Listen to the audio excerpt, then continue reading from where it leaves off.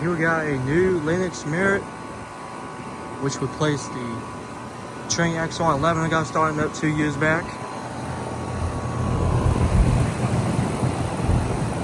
See?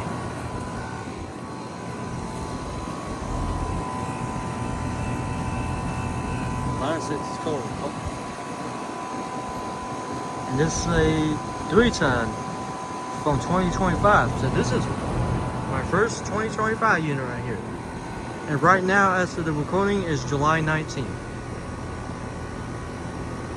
And then we got another new Lennox Merit, which replaced a Train XE the same year I got starting up of that X111.